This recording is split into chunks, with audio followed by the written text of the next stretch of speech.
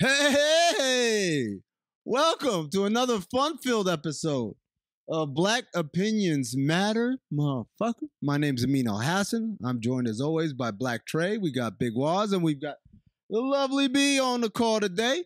We're going to give you guys a couple of shows. Today's a show-heavy show, right? All we're doing is reviewing shows today. If you haven't watched yet, you might as well get caught up. We're going to be talking about the new HBO show Lovecraft that is brought to you by Misha Green and Jordan Peele, two Black creators. So we're always supportive of Black culture and Black cultural phenomena on mainstream television. We're going to obviously do our roundup of P-Valley. Only 2 episodes left after this week, so story's starting to heat up a little bit. And we are going to start with another edition of this great BET docuseries Chronicles. You know, last time we talked about the No Limit Chronicles. That was fun. It was informative. Now we started a new one. We started with Ruff Ryders. And guys, I gotta tell you, I had no idea it was that old. That they've been going at it for a while. I just kind of figured 95, 96, and then you kind of build up steam. In 97, 98, we're here. And no, these brothers started in the 80s, apparently. Like, how much of this? 1987.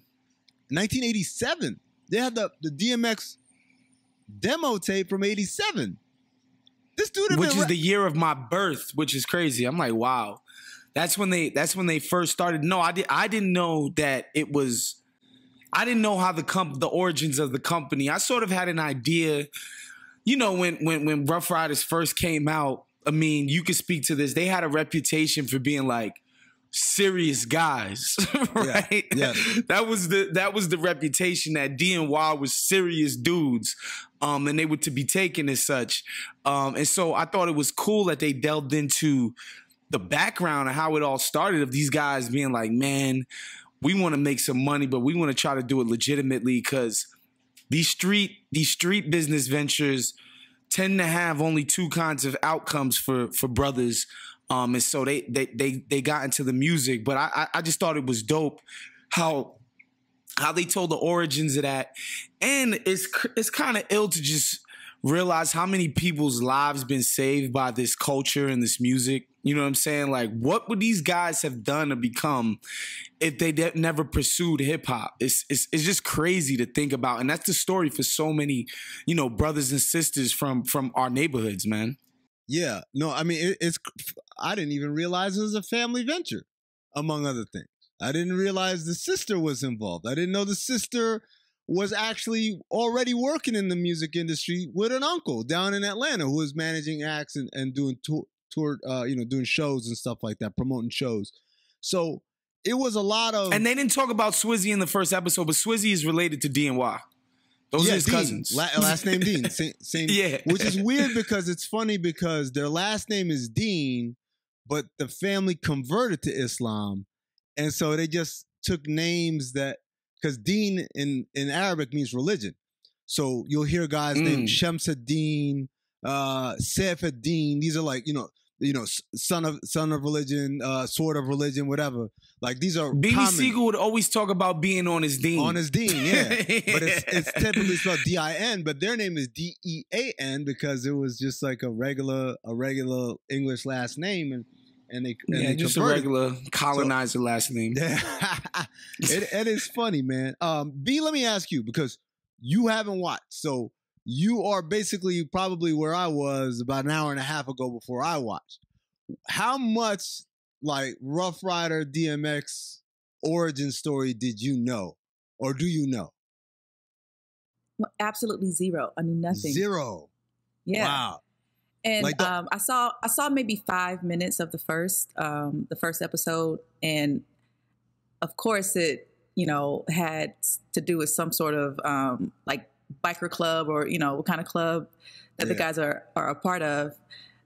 You know, I'm learning, but nothing is surprising so far. See, the thing for me, and Trey, I'm gonna ask you the same question in a second, is this is what I knew. I knew those guys were from Yonkers. I knew that Wah and what's the other brother's name? D. Wah and D. D were brothers, and they were in charge of it. And as Wah said, that they were very serious people. And I knew that DMX had been locked up because he wrote most of those 2 albums in jail. Like his lyrics had all. That's why everything came out kind of very, very put together in terms of the concepts and all that. Because this is all, it wasn't him writing one song and then, we're getting a good reaction. Now let's follow it up with this song. Like, he had like full chunks of those albums written. That's about all I knew, though. I didn't know how long it had started before. I didn't know the circumstances. Obviously, as I said, I didn't know how big of a family venture this whole thing was. Trey, I'm curious, what did you know going into this as a West Coast guy? Because, Rough Riders was something that we all knew about. I knew a lot just because I was just kind of like heavy into documentaries. During that time, I think like 2005, 2006, I was buying like the Damien documentary. So it kind of covered about X's early stuff about the 80s and stuff and demo tapes, and about his infamous battle with Hove and, which we haven't got there yet. But I kind of knew, like you said, the name Y and D being street guys, but their backstory I never knew. You know what I mean? I don't think they kind of opened the door to that. But as far as DMX being in and out of prison, I think the only thing that really kind of shocked me was finding out that DMX mentor put him on the crack. And that was kind of crazy to me because he was just like, someone that, how could somebody that I look up to, lace a blunt? You know what I'm saying? Like, I'm thinking I'm smoking regular weed and you've laced it with crack out of all things. So like, that just kind of started his, as his star risen, he was very talented, but it also was his downfall, That's why I did not know how far back the crack use had started at age of 14 and through however old he is right now, apparently. That's a lot of crack. It's a lot of crack for one lifetime. I also thought it was kind of weird. It's like, this is the first male role model in my life. This is the first male role. And they kept cutting to the uncle who was like, yeah, he used to come to my house and eat. No, I'm like, damn, how did uncle feel, man? It's like... I open my doors to you. And X's story is an ill story. You know what I'm saying? Like, born into the projects, a super young mom who basically couldn't handle him, sent him to some type of boarding school, basically left him in the hands of the state, basically being homeless for like large portions of his life, man. Like, people talk about certain people speaking to the underdogs, the people that were counted out, left for dead. And DMX always, he's always symbolized that type of person. But again, like, because I've messed with the first 3 albums, like Flesh of My Flesh, It's Dark and Hell is Hot, and then there was X. So, but I basically, I fell off with DMX after that. But I don't think I was ever that connected to his personal story. I just loved the energy of his music, and he made dope, obviously he made dope music. He was super successful at it. But I knew there were people that, like, I had a family member who, it's funny because he's like a bit of a black sheep of our family, and X's whole thing resonated with him so deeply, bro. Like, to the point where he was barking and shit like that. You know what I'm saying? Like, he loved X. He just loved that. I don't know. He could just feel the dude's passion and his energy via his music. Like, for me, it didn't really speak to me that way, but it was pretty cool to learn about his upbringing and the things that he had to go through, which is just tough, man. Like, bouncing around from home to home, not having a dad in your life, your mom, who's supposed to be your primary caretaker, not, sort of stepping up to the plate in that way. It's kind of crazy, man. And it's such an American story, Dude, there are a lot of people who like to do the whole, they counted me out and da-da-da-da, and like, yeah, right. Y'all need to relax. Like, I watch this, like, damn. My man is still crying. Like, he's like talking about getting dropped off at what was basically a glorified group home, and realizing that his mom, he ain't going back home. His mom's like, all right, I'm gonna see you in a couple of months, and he literally breaks down into tears at that memory, and it made me think of a lot of things. First of all, it made me think of people like Pastor Red Hat, who like to create a fictionalized version of their upbringing to make it seem like, oh, everyone counted against me. Like, no, that's what it looked like when they counted against me. Like, dude was physically abused, mentally abused, left out in the streets and all that. But then the other thing that made me think was just the idea of like DMX has lived a colorful life, right? And his music and his life both have at times exemplified ideals that we either never held on a pedestal or now look down upon, right? And part of me is like, I know that a lot of people are like, oh, DMX, oh my God, they like cancel culture DMX, right? But it's like, if you understand the background from whence this guy came, you understand the pain and the confusion and all that, it's hard to, I'm not saying that we should celebrate some of the things he talks about, but it's hard to really just kind of call him a bad guy and call it a day, man. He was talking about they were talking about one of the problems about him signing a record deal was because all the companies were afraid because this dude is still literally out in the streets robbing people.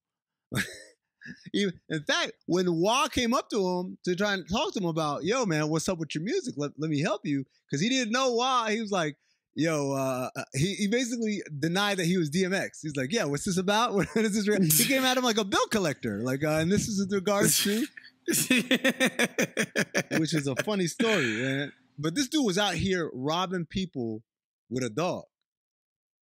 And I'm in another group chat, and there was a big argument about, is this real? Right? Like, and if so, why didn't anyone ever shoot the dog?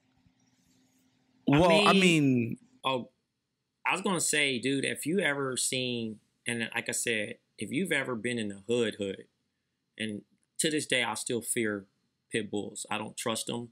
I don't love them. Same.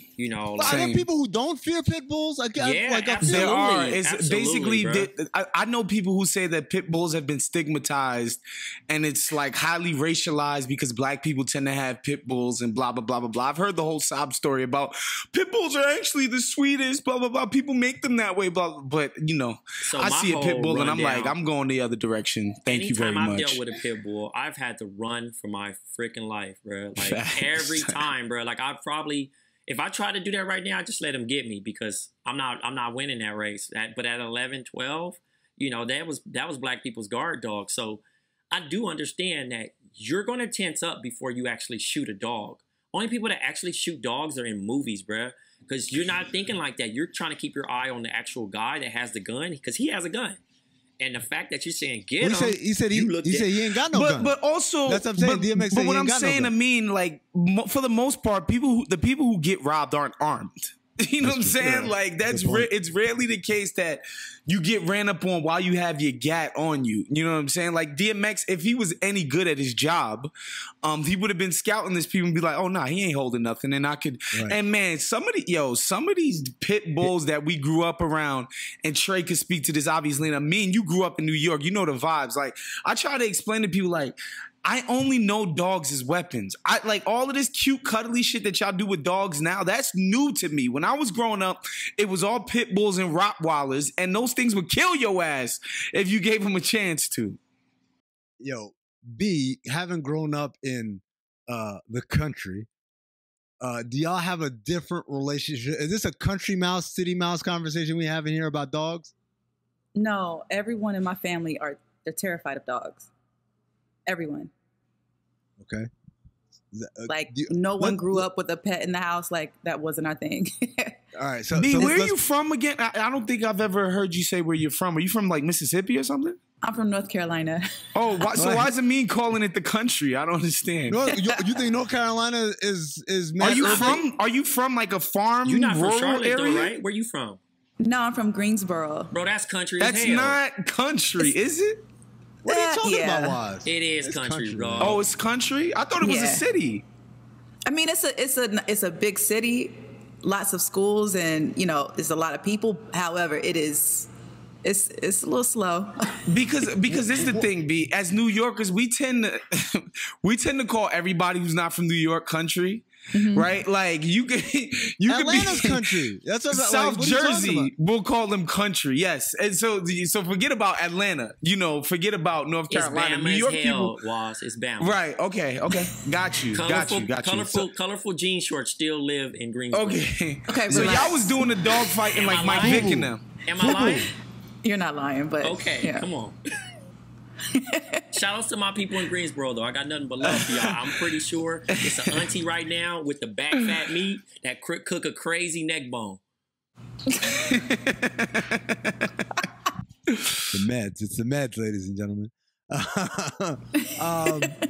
Let's play this. Let's play this game that is a recurring game we have here on BOMM. It's called Moment of Vulnerability. And we're going to have some imaging we got to come up with at some point. A moment of vulnerability. Worst experience featuring a dog around the room. Let's go.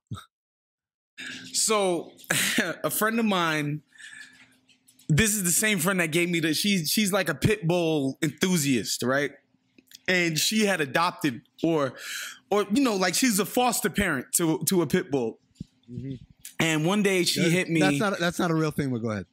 No, it is a real thing. Foster parent? Yes. What is a foster parent for a dog? Meaning you keep the dog for like a certain amount of time until they find the dog an actual home. So you're dog sitting. Yes. Okay. It's not foster parent. It's really popular now because of the pandemic where people just are taking dogs in so they have company. Do you get paid? Yeah, I'm pretty sure. Yeah, you probably get paid. You probably get some bread. I wouldn't be surprised. How I love me some dogs. I hope they like 111 degree weather. I'm hearing you don't get paid. My girl just said you don't get paid for. Oh no, fuck out of here. We just take care of a dog for free. Oh, she said they pay for the food and the shots and stuff, but other than that, you're not. I'm not compensated for my time. No, you're not. Nah, kick rocks. Okay, so she hits me, and I think she had a job interview or something. And she was like, I need somebody to watch the dog quick. And, you know, I was living with my mom at the time, and we had a pretty big yard. And I was like, whatever, we could tie the dog up in the yard and whatever, leave him out there, put some food, and when you come back, come take your dog. Like, no big deal, right? So she gets to the crib. We bring the dog to the back, and I'm tying his leash to our gate. And as I'm doing that, I guess he got pissed off and he bit me in the ass. No! Straight up and down. Straight up and down. The dog bit me in the ass. So you lost booty meat. Yeah. I was like, I still remember I was like, oh shit, trying to climb the gate, trying to escape. And I was just like, Carolyn, I love you, but it's over. It's done. Take your dog and get the fuck out of here. It's a wrap. But yeah, I got bit. What was her defense? This Johnny Cochran of pit bulls. There's no what they'll tell you is that, again, like the dogs are actually nice and sweet. It's that a lot of times they get bad owners who train them to be sickos, who train them to be killers. But again, like you're getting a foster dog. You don't know anything about this dog's history. You don't know what the owners have raised this dog to be. And unfortunately, my buttocks was on the business end of that pit bull. It was a black pit bull. I'll never forget that shit. Damn. Tray, moment of vulnerability. Oh, this is easy for me, man. I'm always sharing. So I'm in Compton on the east side. My boy Davion, shout out to Davion. He's like 12, I'm like 11. We're going to the shoe warehouse to actually go buy some shoes. And this is around 96, 97. We get back with the shoes. We're walking. We just got some J's. And I look. It's a pit bull just speeding out the gate. The gate wide open, though. So I guess somebody had drove in and parked the car or whatever. But the pit bull got loose. So I see it. I say, Davion, run. Like, just like Boys in the Hood. So we're running as fast as we can. We run as fast as we can. I had the diamond turfs on the Deons. The dog clamps onto my foot. I'm shaking it off. I kick the dog and I run up the car. I ran up a car. So me and Davion are sitting on top of somebody's car like Day and Friday, messing their hood up, everything, like the top, denting it at all. So I told Davion, like, I said, Davion, I'm gonna run. Just make sure the dog don't get me, like try to distract him. I sprint all the way home. Like, look, I sprint. The dog's chasing after me, but it stopped because a car. I cut through the intersection. So Davion's still on top of the car. So I told my grandma, like, Davion's stuck. Like, help. My grandma come all the way down the street with a broom. And it's just swinging at the dog so we can get to the crib. But it was so crazy, though. Like, cause like that's the fastest I probably ever ran. You feel me? So I'm how far of a run was it from the car? It was a mile. A mile? You ran a mile? But I was scared. I was scared for my life, dog. I thought I was more scared of a pit bull than a bullet. So, you know, but that's the Hood Olympics, bro. The thing. He said, I'd rather get shot than hit by a dog. Because you never know the damage, you know what I'm saying? And like crazy as it is, my mom is like hella friendly too. She like always be like, hey, talking to people and stuff like that. So she tried to like, I guess, be cool with a dog, and it bit her. You know what I'm saying? So yeah, it bit her. This is like almost like 10 years ago, but like it also just put me in that point where I was off dogs until I dated a girl that had a dog, and I had to deal with it. And it was kind of like a small dog, and I was just like, ah! And then after probably like a week or so, after like a week or two, it grew on me. But my homies were like, nigga, you staying with somebody with a dog, nigga? You scared of dogs? Like she must got the whap, bruh. So, you know, and then obviously, well-mannered puppy. Hey, man. Hey, well-attitude puppy. Worship and prayer, bro. Worship and prayer. Worship and prayer. Word. B, moment of vulnerability. Your worst experience with a dog. Oh, God. So my mom, she had something to do. Okay, so my entire family terrified of dogs. No one in my family has ever had a dog as a pet. So my mom, she had to drop me off at a friend of the family's house after school. She had something to do. So I go there. I'm terrified of the tiny little dog that's at this person's house. And I already know, like, when my mom comes to pick me up, like, I probably just need to run outside so she doesn't have to have any interaction with this tiny little dog. I think it's like a toy Maltese. Like, it was the smallest, cutest dog, but I knew that my mom, she's going to see it and think it's vicious. The dog kept following me around the house. They know I'm afraid, so they put the dog in another room. So when my mom comes, I didn't hear her pull up. I just hear her knocking at the door. And in my head, I'm like, oh, shit. My mom's going to see this dog and freak out when they open the door. And that's exactly what happened. So it didn't happen to me. The dog went straight from my mom's ankles. Oh, no. The dog's tooth gets caught in my mom's sock. And she's like swinging and kicking. And she kicks her foot and the dog goes flying across the room and hits a china cabinet. And like, yeah, it was really bad. Oh, so she put that dog in his place. Yo, shout out That's to good. your mom. I'm proud of your mom for that. Yeah. What was the movie? Something Anchorman? About Mary. Oh, no, Anchorman. Anchorman. Remember when he kicked the dog over the bridge? Back to the bridge. That's how I roll, Joseph. That's exactly what it was. Yo, and you know the craziest thing too, Amin, is like when I first moved to Queens, I just remember there being a bunch of stray dogs on the streets in Queens Village. And I was just like, yo, what is this place that there's just dogs roaming the freaking streets to the point where, like, when we would walk back home after school, we would have to carry around sticks, like, straight up and down, because these dogs would freaking attack you, bro. Like, it's craziness. I'm glad that shit doesn't exist anymore. Like, the idea of just stray dogs just roaming the streets of you know, major American cities. But that was such a crazy time, bro. So my story involves a stray dog, but it's in Sudan.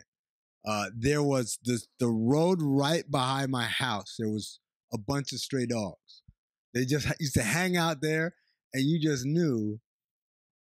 Just don't go down that block, man. You take the long way around. When I walked to school, I would take the long way around just to avoid that block. So one time I was on my bike, and I was thinking to myself, I'm on a bike. Like, what's the worst that can happen? So I'm riding one of the dogs. By the way, they sleep. They be sleeping and they look up when something happens and they get to action. So the one dog looked up, saw me on my bike and started giving chase. And I'm like, I'm good. And next thing I know, that motherfucker is right by me and he's barking. And so I tried to kick my leg to get him to shoe. And when I like threw my leg out, the bike went whoop, whoop, whoop, whoop, and whoop, I fell. Scraped the whole side of my body, was all scraped up. Dog on top of me. He didn't bite me for some reason. He just came right there and just barked. And I just kind of waved my arm around, got up, and like just ran with the bike away. And when I got home, like I said, I had scrapes, like kind of like the motorcycle scrapes, like all up the side of my body. Yeah, man, dogs are not cool.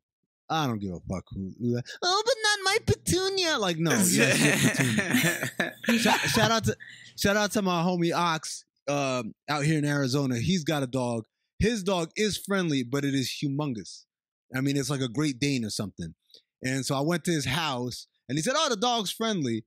And the dog jumped up to say what's up because it's friendly, and its two paws gave a double nut punch, like pop, right, like I mean, like it's a bro, like it's one of them frat bros. What's up, bro? Like two paws, forcefully right in, like I crumpled, man. Dogs are bad news, man. All they do is bark and shit everywhere. And if you need a dog for companionship, well, then you need to get out more. On that note, speaking of getting out more, we transition to episode 6 of P-Valley. Trey, take us away. Oh man, there's a lot in this episode. I think it was one of the best episodes. Obviously, one of the more tug of war things, man. And I'm gonna just play point, and I really want to hear what y'all got to say about this because normally I'm kind of long-winded. But I got like 7 different topics, and you guys can all chime in. So let's start off with Autumn and Mercedes are the new Thelma and Louise. Montage.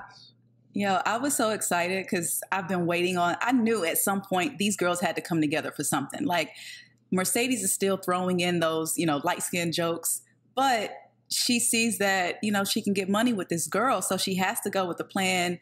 But at the same time, they're learning so much about each other and they're finding commonality in their past lives, their past or whatever, with the fact that they are both moms. Autumn Night losing her daughter, and then Mercedes, who is trying to get her daughter back. So I was really excited to see this story come about. Yeah, the montage, I still don't know why they have to have different wigs on if they're going to different locations. Like, they're not going to know what you look like. So, I mean, maybe they're trying to match the pictures in the ID. Oh, in the ID? Okay. Maybe, but isn't the pictures in the ID, isn't that pictures of them? Or am I missing something there? I guess Maine is hooking it up. The first run, they didn't have it. They had kind of burnt it out, and then Maine hooked them up after. Right. But the pictures in the ID is them, right? Yeah. It's not pictures of people that they're supposed to look like. So that was a little confusing to me, but it was fun. And how rusty that Caprice is. I mean, good Lord. Oh man, she got a crazy trapper die whip. I mean, like, come on, man. Like, it's like she just dipped it in battery acid and then pulled it out, man. Like, that thing is rusted beyond belief. But I enjoy seeing them get out the car and walk. I'll tell you what. All right, so the next topic was murder, Lil Murder, and Uncle Clifford getting serious. That was so cute to me. Like, to have Uncle Clifford like in bed reading text and all like balled up in a fetal position, like so happy to get this type of attention, because clearly it looks like this is so brand new to her. And what's Lil Murder's real name? Lamarcus or something like that. Lamarcus. Yeah. Look, putting the pressure on, like, yo, when you gonna let me take you? Like, he is serious about it. So serious that he's like missing studio sessions. Like, you trying to be a rapper and do all this, and you not even pulling up to the studio. You trying to be with that Uncle Clifford's WAP. It's definitely not a WAP. That's a crazy term. I have a question. Are we calling it WAP or WAP? I say WAP, but it could be WAP. It depends where you at. WAP, WAP. Okay. And for Uncle Clifford's standpoint, it's a WAS. Wow. But hey, whatever floats your boat. So the next topic Keyshawn and Murda do it for the gram. See, this was why I was like, this is interesting because he met up with her thinking that she's going to try and blackmail him on, I saw y'all messing around. And really, she's like, I don't care. I want to be Instagram famous. And so the idea of him and her joining forces because she's obviously pretty and she's a dancer and his music is blowing up, that they can help each other. I also enjoyed how country they are, that like being on World Star Hip Hop was like, they might as well have been at the Grammys. You know what I'm saying? Hell yeah. Blew their mind. Like, World Star, what? You can't nobody tell me nothing else. And Keyshawn knew Little Murda needs a beard. He needs to continue this persona so that people continue to fuck with. As long as they're fucking with him, they're going to continue to fuck with her too. So how they have the whole Gucci Mane and Keisha type of relationship. Of course, people love to see that hood love. It's perfect. I thought that was very, very bright on her part to be able to make the connection of this is something we need to keep doing if we're about to be serious about this. All right, in the same breath, Murda mixes business with pleasure. So, although he, like B mentioned, he's missing studio sessions to go hang out with Uncle Clifford, but now his manager is also calling him out for missing those sessions, and Keyshawn saves his ass to pretend as if they are a couple or an item or they're actually fucking around. Yeah. No, that was smart thinking, quick thinking on her part. It's not just missing sessions because of Uncle Clifford. He went and met Uncle Clifford's, is it his auntie? Is that his mama? His grandmama? Who does Loretta Devine play? Grandma. His grandma. Mm-hmm. Like, that's a big step, right? Like, that's a big step, coming to meet family members and looking through photo albums and all that stuff.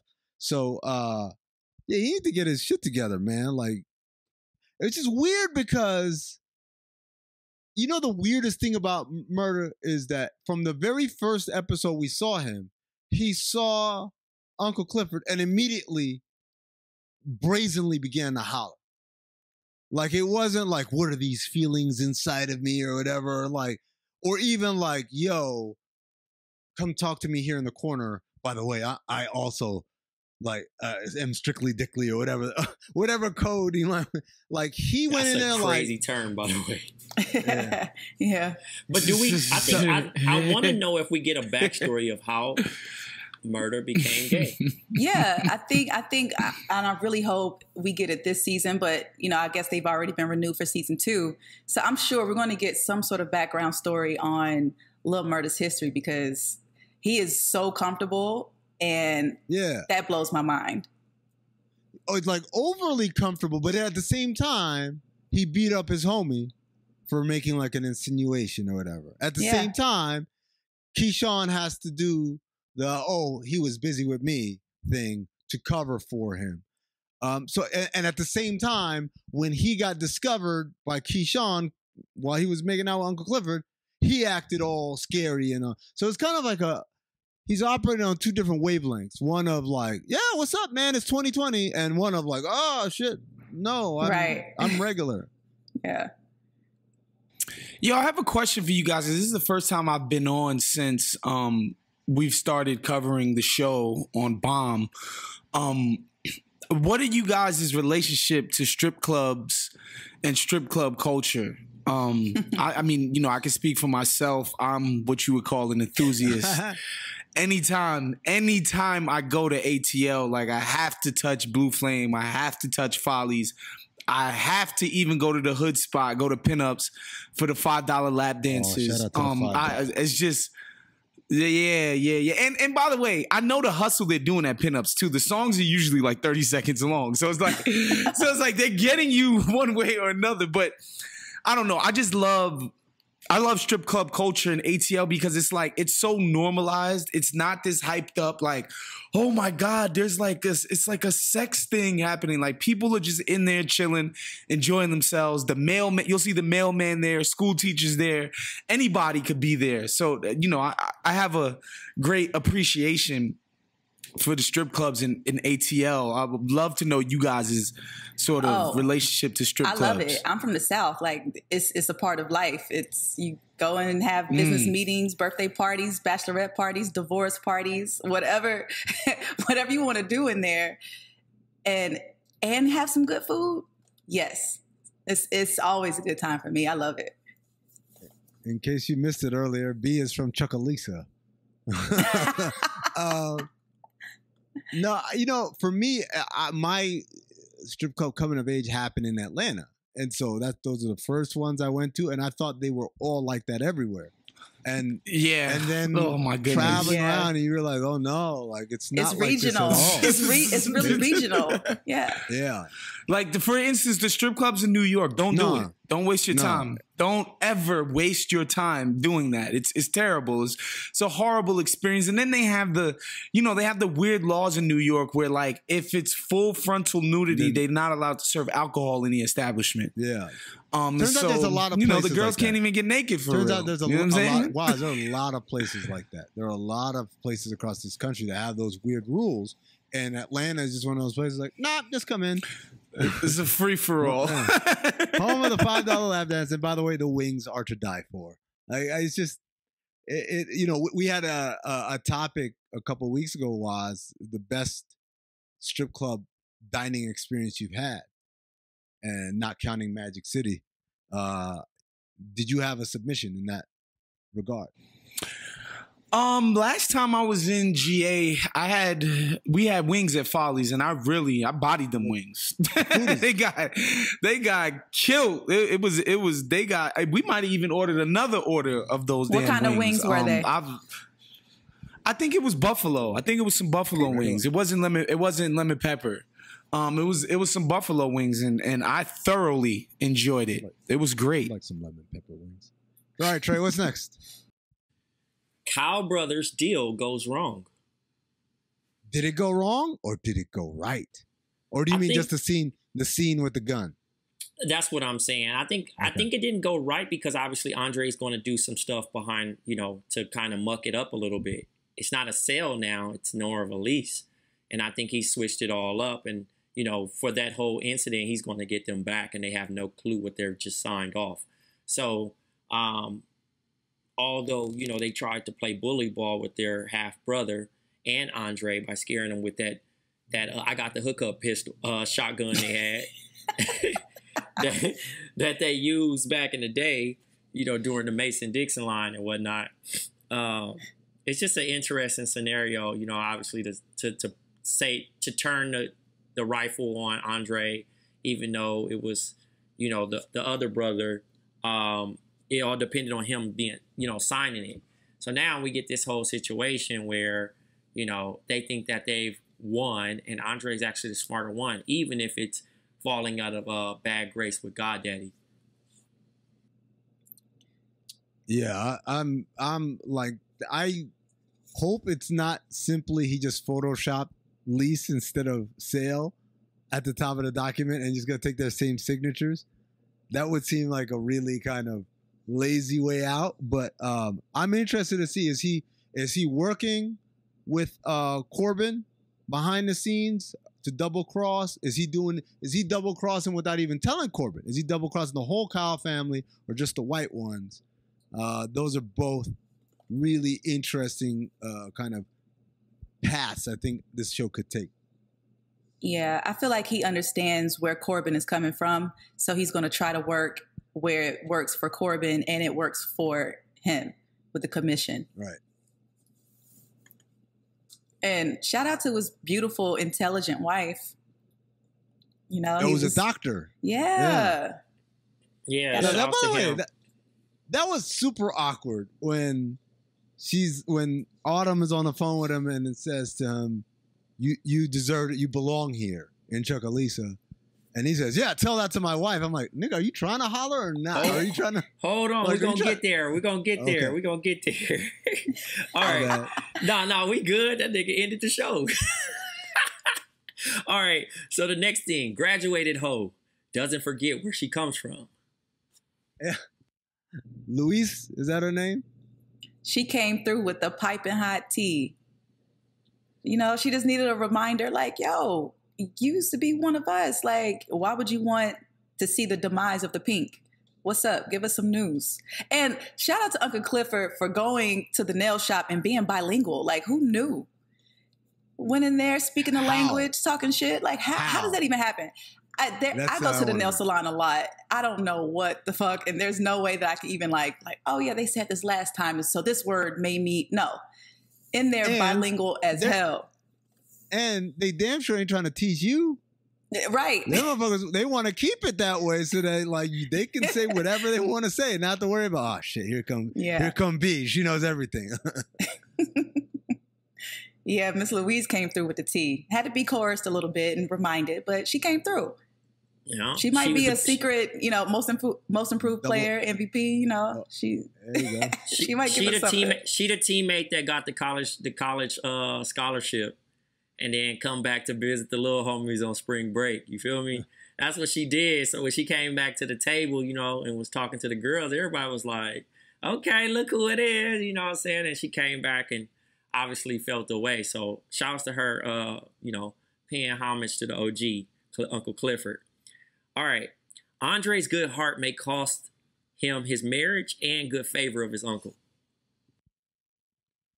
I mean, I don't know about his good heart with the uncle part, right? The good, I don't think that's good heart right there. I only make that comment because his wife and her reaction to saying like, I don't think you should have, you know, obviously good heart, but you know, you from Atlanta. And he also was big on that too. Like, as far as like, nah, I'm from over there. And you saying I'm from Atlanta, it's like kind of disrespectful. It's like me telling Waz he from Rochester or something.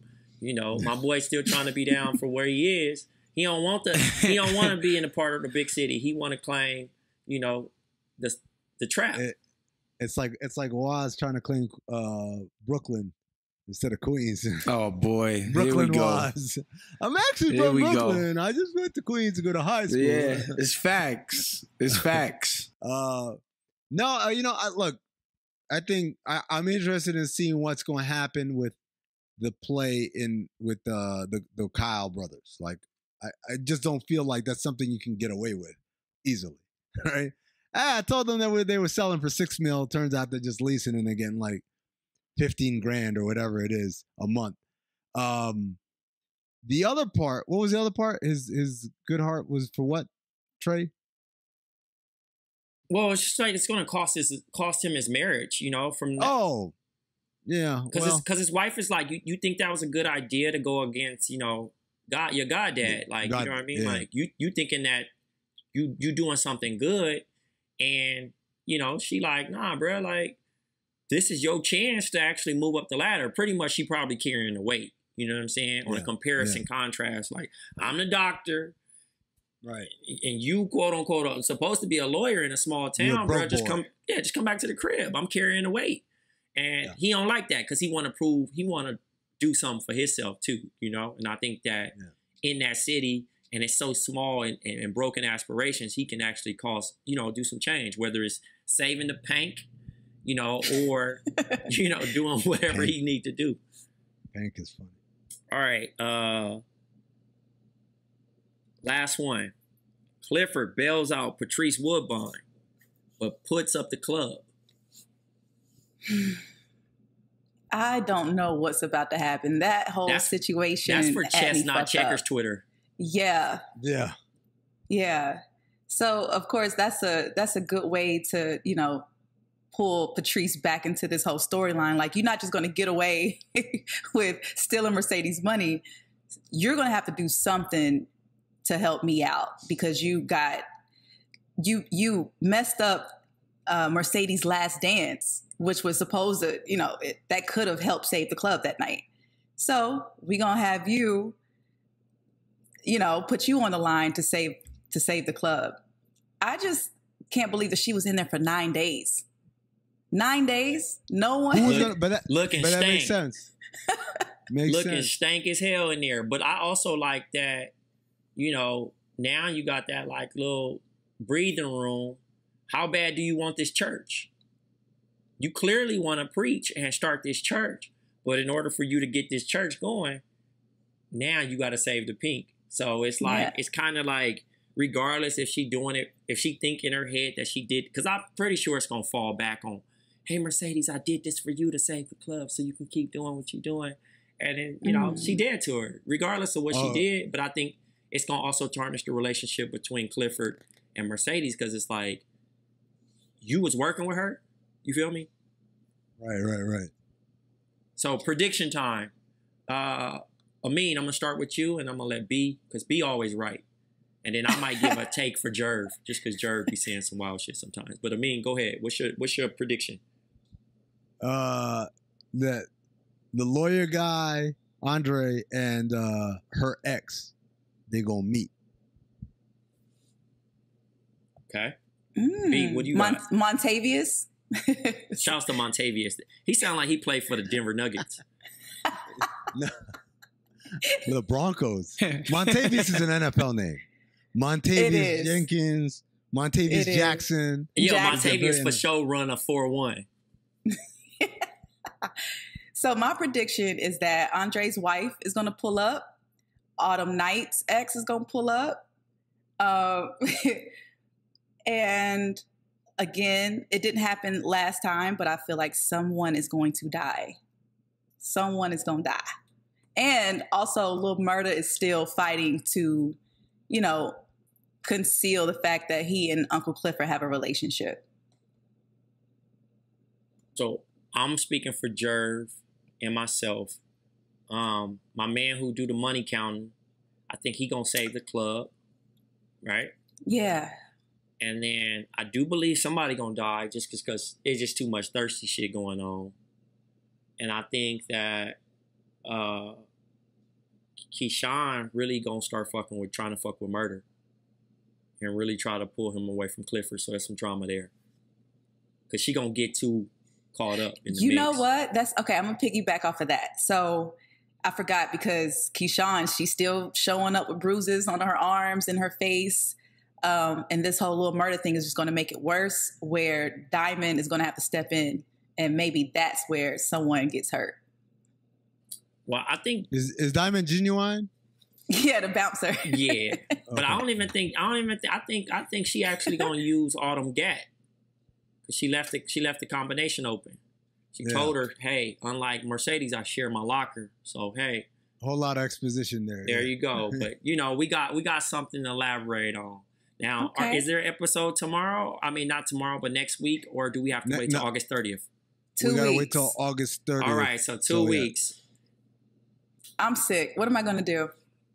Are we? What you gonna do is you gonna watch this new show.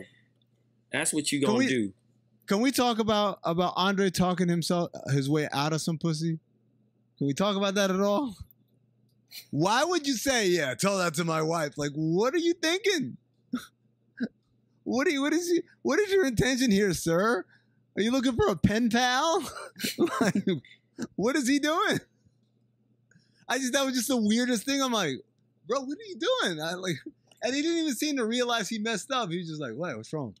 Look, as a woman, men talk themselves out of it every day. Stupid stuff. What's moment of vulnerability? Talk yourself out the box, man. For real, it definitely can happen, bro. It happens. Being way too cool.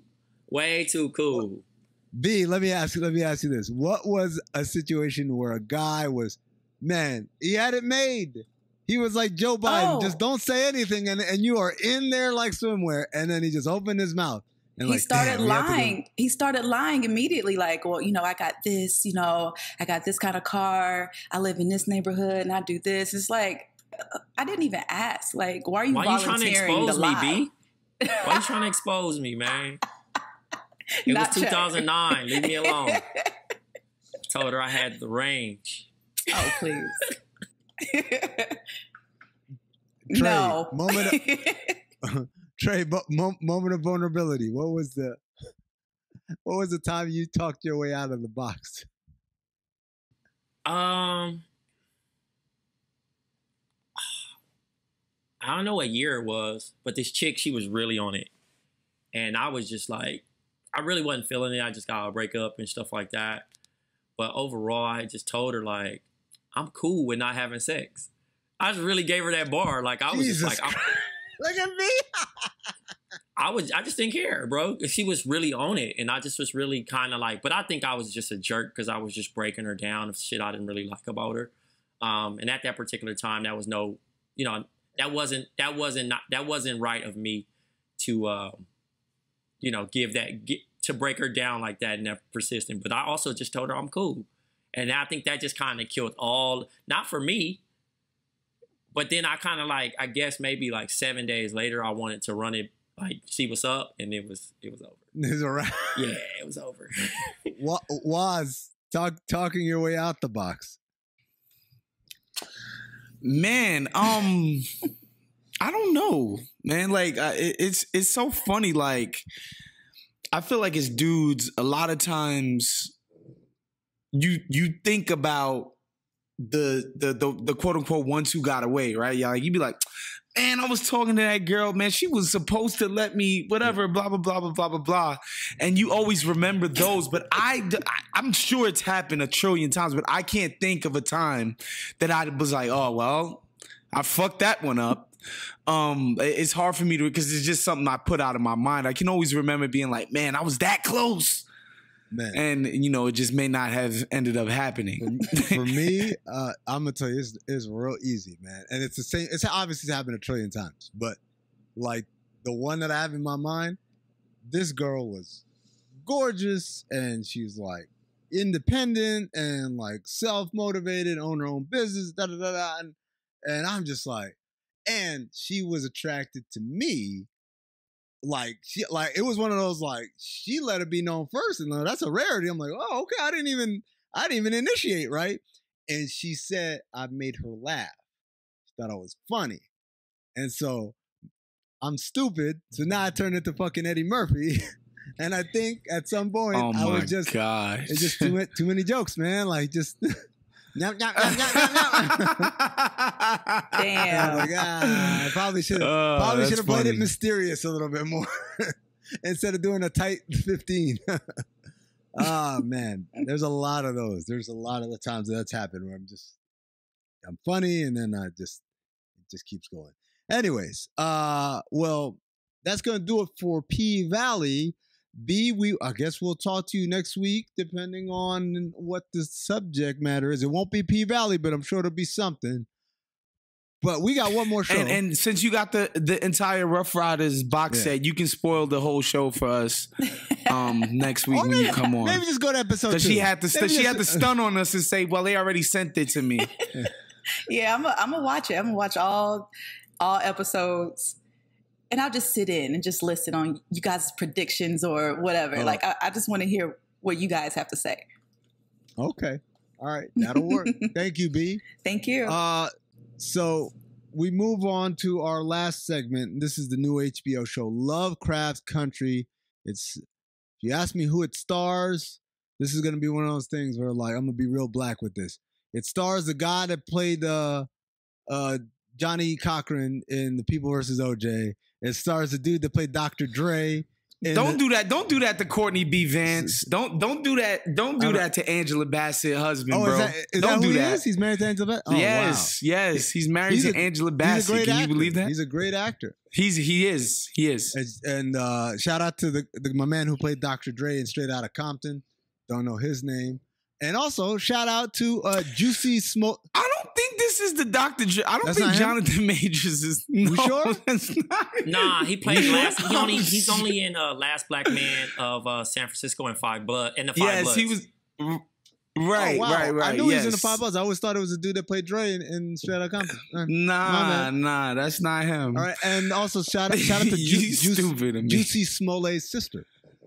Yes. Journey. Who I don't think I'd ever seen. I don't think I'd ever seen her in anything. She's pretty damn good in this pilot episode. Yeah. Playing Letty Lewis is her character's name, and then a bunch of other actors. I must admit I don't recognize, but I actually like that. I like that we got some black actors that aren't the same, like 5 black actors in every role. I like seeing people get an opportunity. I like that this thing was developed and created by Misha Green, who is black. She wrote and produced Underground, the series Underground. And obviously, we have a production credit to Jordan Peele, who is making... And J.J. Abrams, am I right? J.J. Abrams, yeah. But I feel like J.J. Abrams is just the rich white name that gets the show made and landed at HBO. Right. 100%. Misha and Jordan Peele are kind of more hands-on, especially when you consider kind of like the slant that this show takes. I knew there was an element of supernatural to it, but I'm always kind of interested to see how these things develop from what seems to be a very straightforward plot to, hold on, now we got like some monsters in the woods. I like that it starts with him having a dream about being in the story John Carter of Mars, which was made into a Disney movie like 10 years ago or so, but was apparently a really big book. I won't lie, episode moved kind of slow at first. It did. At some point, I was just like, let's hurry the fuck up here. Let's get to the point. One thing I did not understand, maybe you guys picked up on this. Why does Letty go on the trip with them?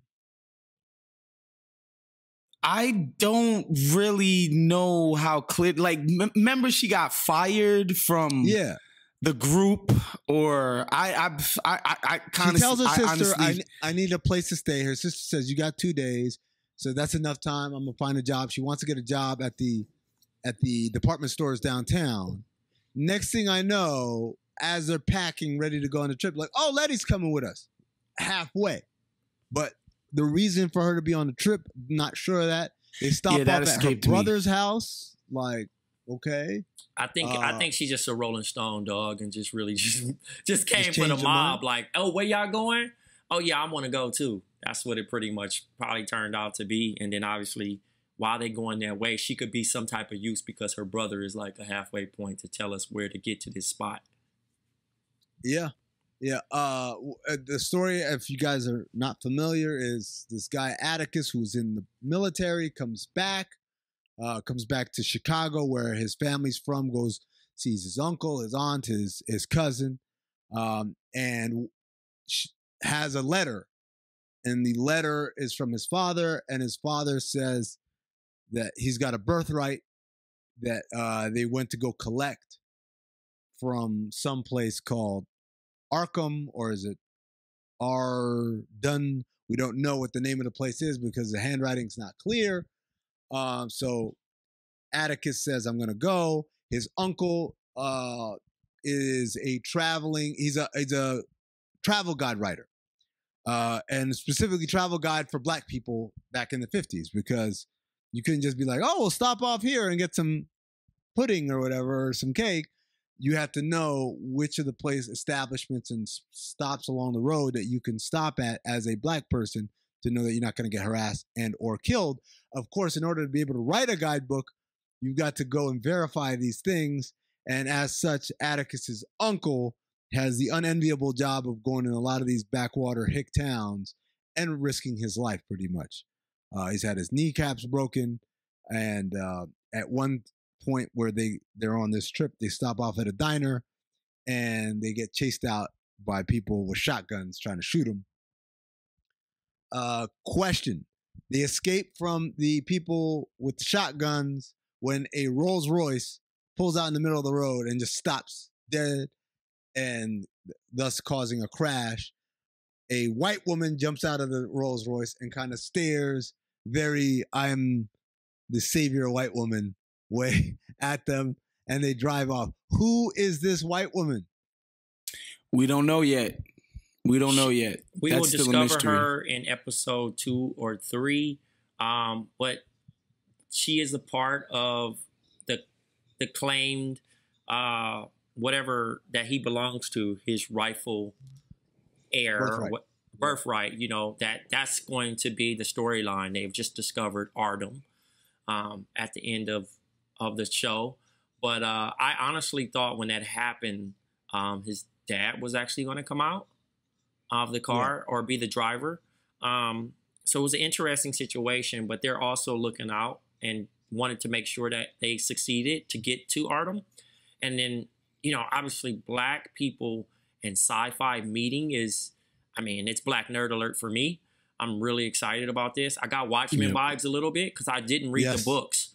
And a lot of people were like, oh, no, this is a book. And like, you got to tap in with it. And you'll have like a little bit more. Because the thing was, it's well done. And I think if you didn't watch the trailer and just kind of follow up Twitter hype, you're kind of like, okay, yay, Black people joy. And then what the fuck?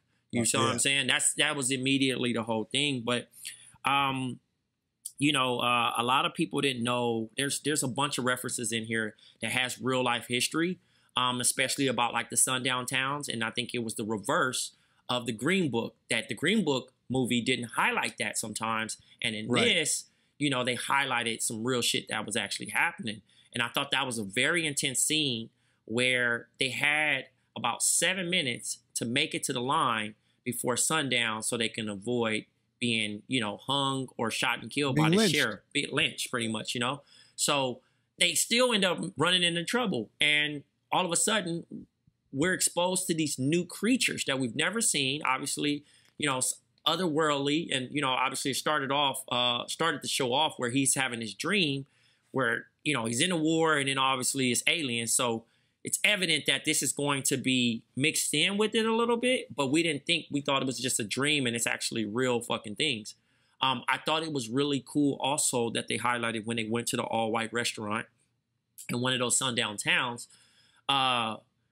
they referenced about why the White House was painted white. So it's so many references in there. And I think when we come out of this show, we're going to learn so much. If people didn't know, they'll grab a book and actually learn something. But they were saying that, you know, it was to like, you know, pretty much for the burn, like when they burned it down. So like when he got that hint of the floor sliding up, it was like, yo, get the hell out of here. And obviously Journey's character overheard old boy talking on the phone saying it's 3 of them and I didn't serve them. And, you know, they got out of Dodge, but it's a lot to unpack in this.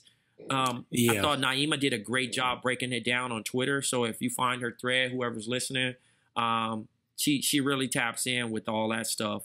But it definitely was like, you know, Freedom Riders, Clan, and true crime stuff all in that mix. And I know, Waz, you'll be able to, you know, well, so I'm glad you said that because I'm watching it and I'm like, yo, it literally took aliens coming from under the ground to achieve some type of racial unity.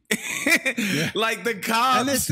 And they still weren't like, they still were just like, oh God. Like the cops went from straight up, we're going to kill these guys for no reason, to they're working together to survive this thing. I thought that was interesting to me, the way they position that. They position the vampires or aliens or whatever the hell they are. And, you know, these two groups of people who had started off as adversaries had to start working together. I just found that to be fascinating. And yeah, man, you know, a lot of times with fantasy, the sort of societal critiques are usually done allegorically. You know what I'm saying? Like, it's not as straight up literal and blatant as it is on this show. This show is just straight up addressing racism head on, right? Like this isn't like Planet of the Apes or something, which is supposed to be like a metaphor for some shit, which I think is interesting. You know, X-Men is another one. X-Men, right, exactly. I think it's interesting that they're choosing to take that tact, but you know, it was well directed. You mentioned that it started off a little bit slow, but as it picked up, I felt like I was right in the story. Like any good pilot, it ends with a dope cliffhanger, of just like, oh, we've been waiting for you. It's so I'm looking forward to watching the rest of the season. And I'm not really a fantasy type of cat, right? Like I'm not a sci-fi person generally, but the pilot has my interest for sure. It definitely, you know, Trey, you nailed it. It definitely has a strong Watchmen vibe. We're going to address real historical things that happen in this country from a racial standpoint, but we're also going to give it a little bit of excitement and some sci-fi and some kind of fantasy in there. And also, as I was watching this, I'm kind of mad he's not here today. I was like, there's no chance Jerv is gonna like this show, right? There's zero chance. Zero chance he's going to be so confused. He's going to be asking why Bull, did this. I love Jerv's critique, man. That's what balances it out. And we miss you, Jerv, when you get a chance to return next week. But, man, I'm in for it, man, because it's just definitely a ride. I like that, Black people united as one, as a Twitter family last night and watched it. And then also, it wasn't close to TCAP days. Nothing was going to ever touch TCAP. Nah, we're never gonna achieve that again.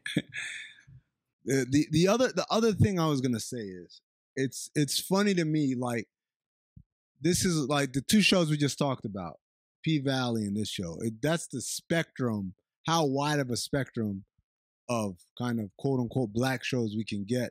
I'm glad to see shows like this finally getting made, because for the longest time it felt like if you weren't making a Power, an Empire, a P-Valley, those are all kind of a certain kind of show that fits in a certain kind of lane and really not allowed to be outside the box. And here we are with first Watchmen and now this one. These are Black shows. This one more so because the creative team behind it are Black, as opposed to Watchmen, which was written and created by a white guy.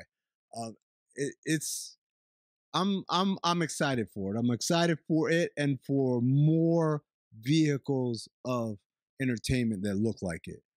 And on that note, this vehicle of entertainment has come to the end of its ride. Thank you so much to B. Thank you, Big Waz. Thank you, Blk Tray. Thank you, Rob Lopez on the production. Thank you to all listeners. Hey, if you haven't checked it out already, please, please, please check out our podcast that we did with Kenny Stills, with Irv Rowland, about their experiences in Louisville protesting and being arrested outside of the house of Attorney General Daniel Cameron while they were protesting the murder of Breonna Taylor by police officers. Please check that out. Please like it. Please download it. Please share it. Please subscribe. Don't like begging, but this is one where I have no problem putting my pride aside and begging you people to give that episode in particular a little bit of shine. That's going to do it for us. Thanks for listening, and stay tuned.